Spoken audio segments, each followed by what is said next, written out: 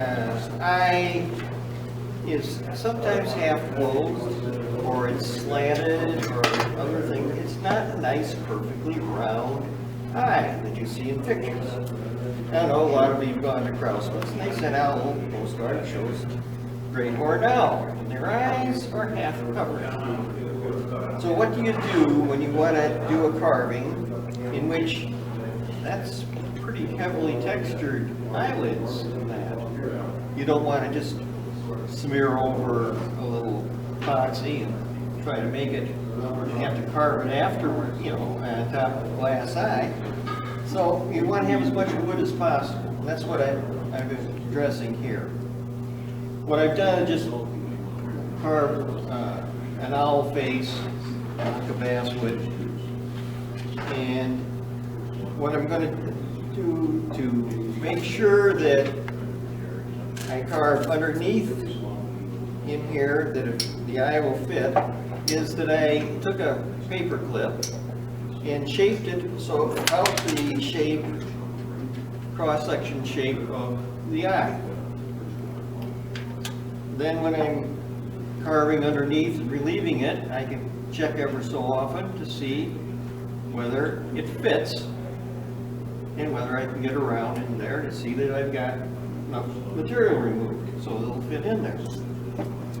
I also put a loop just to check the overall diameter, because maybe I got a little point here and there, and that will fit in. So what I'll do is I'll pass this around so people can see what the starting point is. It takes quite a while to do this carving underneath here. That's why I figured we don't have enough time for me to putz around with that. You use a little ball to carve that? Yes, you use ball type. And basically, if your eyes have a round corner to them, then you get a ball to match that so you can go around.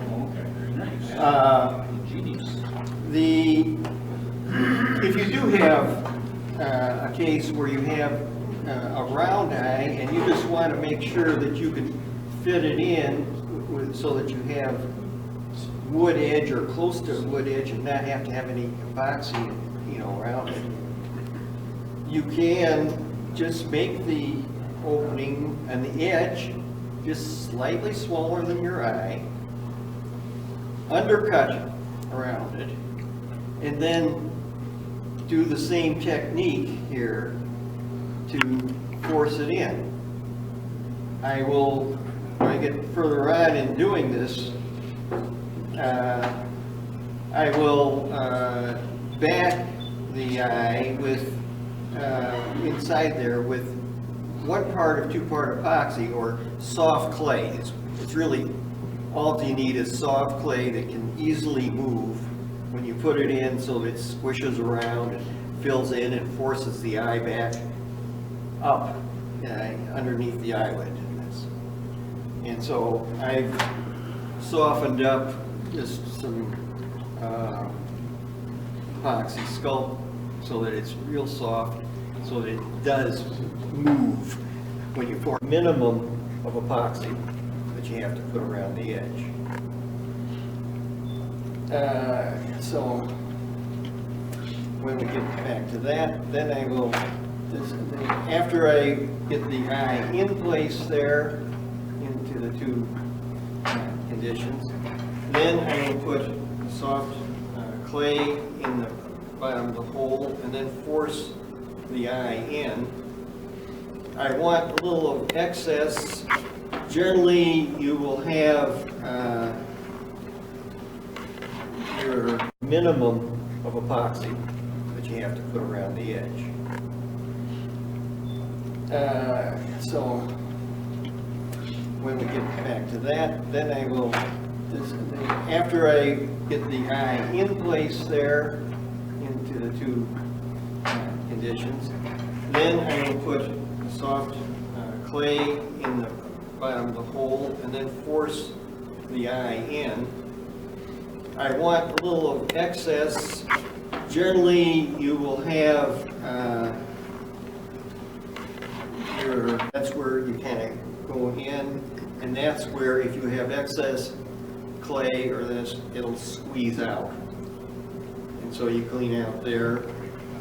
That's where you will normally have almost skin-like part of the eye anyway. So it fits with what you will be doing. It's a minimum of epoxy that will be on the surface of what you finish up. When you're doing, natural wood, and if you want to put eyes in, this type of thing works well for any of those, slanted eyes or partially open eyes. Now, while it's going down, when you get into raptors and other birds, the eyes have little flecks in them. If you really wanted to be so exact, you can make eyes. You don't, none of us, or I haven't been gotten to the point of trying to make eyes.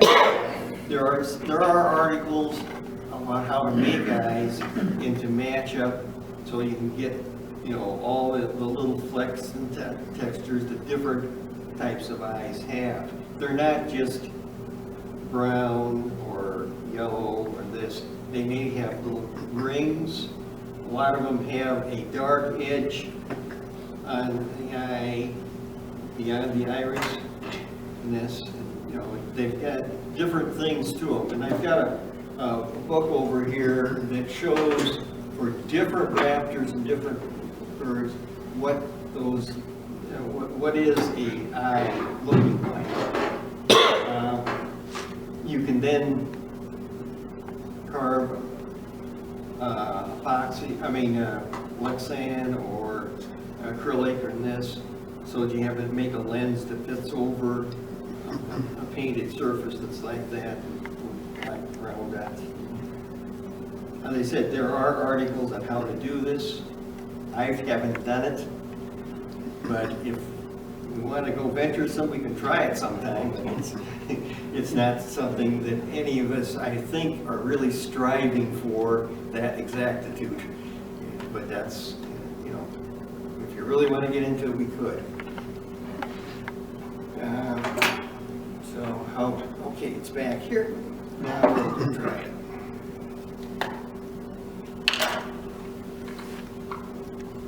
What I've done is, sometimes what you need to do is, a dowel on there, or a little hammer, work on force it. All those types of things can be used.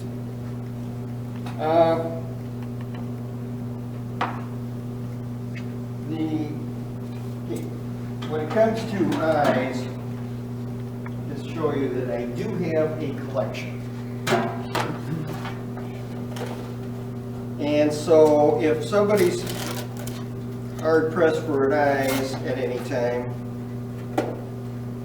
see me, I probably have it. These are all by different sizes. I probably got, each drawer has probably got 50 to so many eyes in them. So they got a lot of eyes here, different sizes. These are 3, maybe there's some that are 2, I'm not sure. But they're about 3 millimeter and up to, I think I got some that are 12 or 15, or let's see, these are 14. So I've got various size eyes. Those from Van Dyke's? They're from all over. Okay, a lot of them show MDI as the vendor. There's other people that are vendors. Let's see.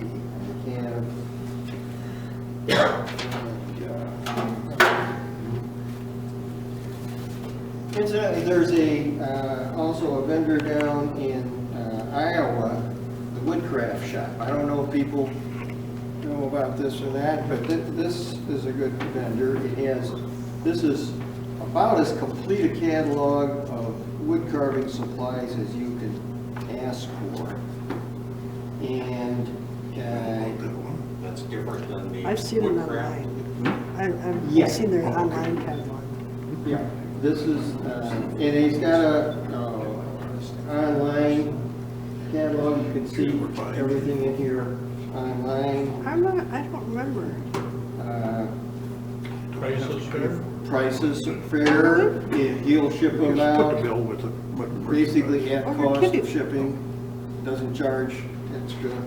He says He's the one that basically sponsors this International Woodcarvers Congress that's held down in Iowa, which is a big show that has, there's at least 600 things. You can send, you can order some from him, you don't even have to use your credit card, he'll just send you the thing, you can send him a check. Yeah, no, he's, That's, there ain't too many places you can do that anymore. he is. Down Louisiana, this is a, Well, yeah, Kurt's is that way, just like that. I've bought wood from Kurt and, marked out which blocks of woods I wanted at a show, but I'm flying, I can't do it. He'll ship it to you and send you the bill, what the cost is to ship. handwritten bill. Yep, Doesn't have a computer, no website. no, it doesn't take credit cards. No? This guy probably will take credit cards, but anyway, this is for, if you're looking for a place to get, take down the information on that. Okay, I generally like to bring along different things that, here's something that I found in carving, that when you're hogging off material, sometimes you like a soft cushion sander to hog it off in this. Well, this is from a wheat shear or Fordham, they're the same thing. Anyway, there's a sanding drum that's about this big. I take the insulating material that is used for half-inch copper pipe. It's on that nice. Glue on some sandpaper, and you got a nice cushion sanding drum. Then if you're saying, oh, okay, this one's getting this, or I want to go to a different grip, different type, take it off, put on another one, and keep right on going. It speeds things up. You don't have to have a lot of different sanding drums that cost a lot. It gives you a cushion sander. You can hog off material very nicely. So that's maybe an idea that people can use easily. What kind of glue do you use to glue your sandpaper on? Well, whatever works, but you could use basically any type. I don't know whether I used just wood glue or something that's soft.